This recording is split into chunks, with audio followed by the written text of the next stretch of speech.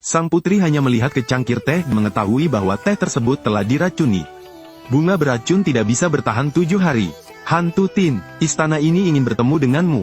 Apakah kamu masih memiliki kehidupan untuk menjadi selir kerajaan? Melihat sang putri menolak untuk minum, sang putri kerajaan tersenyum puas. Dan membawakan teh untuk selir kerajaan. Ketika sang putri melihat dirinya ditikam, dia harus mengikuti tombak itu dan hanya bisa tersenyum. Ratu sendiri yang menyajikan teh. Bagaimana kristal ungu tidak bisa diminum? Sang putri memegang secangkir teh beracun. Meminum seluruh cangkir teh di depan ratu. Melihat sang putri meminum semuanya, ratu tidak lagi menahan selir kerajaan. Sebaliknya, suruh sang putri untuk kembali dan menunggu kematian. Keesokan harinya, ratu mengutus kedua keponakannya untuk memeriksa kesehatan sang putri.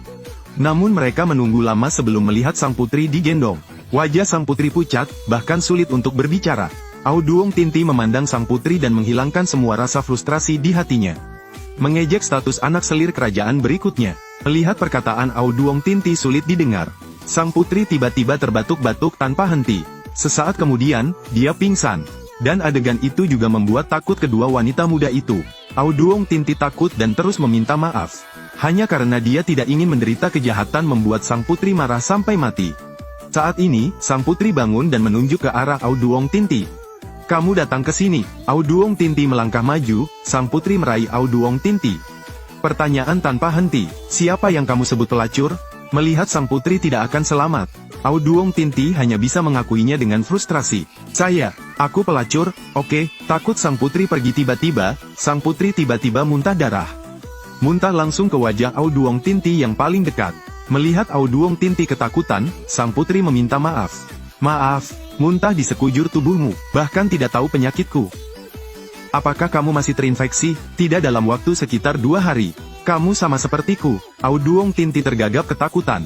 Namun sebelum dia selesai berbicara, sang putri pingsan lagi. Melihat hal tersebut, kedua mayat muda itu ketakutan dan meninggalkan istana kerajaan. Mereka yakin bahwa sang putri tidak akan hidup lebih lama lagi. Hingga upacara selir kerajaan 7 hari kemudian, selir kerajaan hampir tidak bisa bernapas. Tapi yang lain tidak menyangka. Ketika dia menerima dekret suci yang menahbiskannya sebagai selir, dia tiba-tiba pulih sepenuhnya. Sang putri berada dalam kondisi kritis dan hanya menerima keputusan untuk pulih. Melihat Tutin sakit parah, sehingga bisa menikah dengan pangeran keempat. Dia menghembuskan nafas terakhirnya dan menerima keputusan tersebut. Namun Adipati memegang dekret suci tersebut dan tidak mau mengumumkannya. Doan Chong Chong. Kamu masih belum mengumumkan keputusannya. Tak berdaya, Chong Doan hanya bisa membaca dekret tersebut. Saat Tutin menerima keputusan tersebut, ekspresinya menjadi lebih baik. Semua orang langsung terkejut saat melihat ini. Ternyata semua penyakit itu dipalsukan oleh Tutin. Hanya karena dia bisa menikah dengan pangeran keempat dengan lancar. Ternyata Tutin adalah seorang petualang modern. Dia tidak sengaja jatuh ke dalam gua di hutan. Dia menjelajah sendirian, menemukan pisau bertatahkan batu berharga. Dia mengeluarkan pisaunya, matanya bersinar biru. Segera diangkut ke zaman kuno. Dia awalnya adalah generasi kedua dari kantor Perdana Menteri. Hanya karena ibunya berasal dari latar belakang rendahan, dia memiliki kepribadian pengecut dan selalu diintimidasi oleh kakak perempuannya. Untuk mencabut rumput, kakak membuat Tutin pingsan dengan alkohol. Kemudian dia membawanya ke kamar pribadi dan mengecatnya dengan parfum, mencoba menghancurkan reputasinya. Namun situasinya tidak dapat diprediksi. Untuk mendetoksifikasi 4 pangeran, dia mengirimkan racun ke Tutin. Adapun Tutin, dia dalam masalah besar dan tidak meninggal. Sekarang dia bukanlah orang yang lemah. Untuk dapat kembali, ia menghadiri upacara pemilihan selir pangeran keempat. Namun, pangeran keempat segera menyadarinya. Hantu Tin, katakan, bakat apa yang kamu miliki? Aku tidak tahu apa-apa. Bagaimana dengan puisi? Fin Mai, apakah kamu tahu? Fin Mai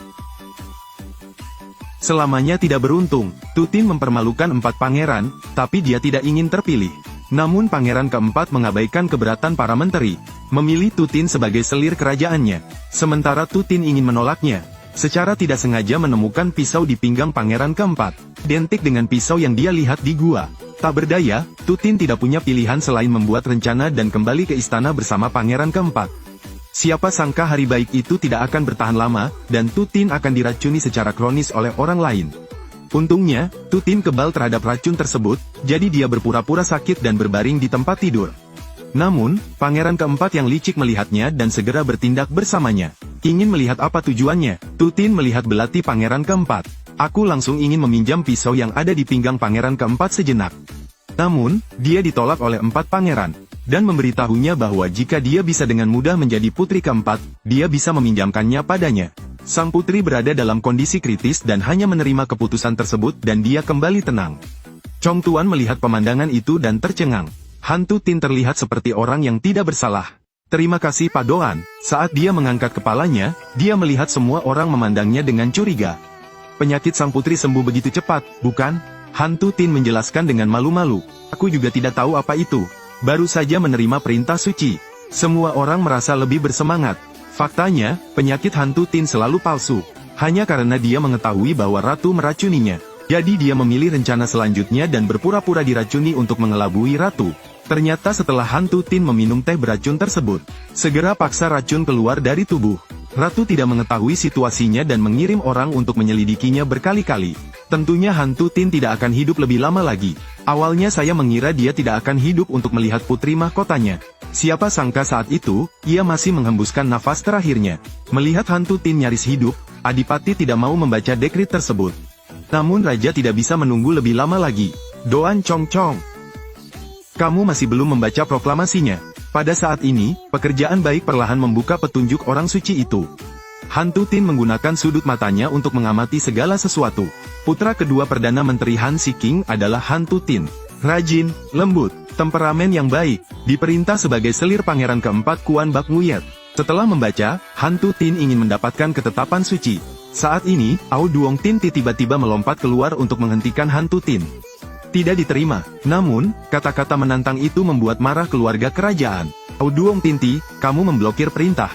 Saya melihat istana jenderal Anda ingin memberontak, bukan? Meskipun Ao Duong Tinti mencoba menjelaskan, tapi tetap ditangkap oleh keluarga kerajaan karena pengkhianatan. Hantu Tin menerima keputusan tersebut dengan lancar. Itu artinya dia sudah resmi menjadi selir kerajaan. Dengan dukungan selir kerajaan ini, dia tidak lagi berpura-pura. Meski semua orang takut, untuk menghormati keluarga kerajaan, tidak ada yang berani angkat bicara. Setelah Hantu Tin menerima keputusan tersebut, di istana seberang, Ratu sedang berlutut di hadapan Raja, menunggu hukuman. Ternyata dalangnya adalah sang Raja, dan semua yang dia lakukan adalah mencegah keluarga kerajaan menikah dengan Perdana Menteri. Namun rencana itu gagal, Raja mempunyai rencana yang lebih kejam.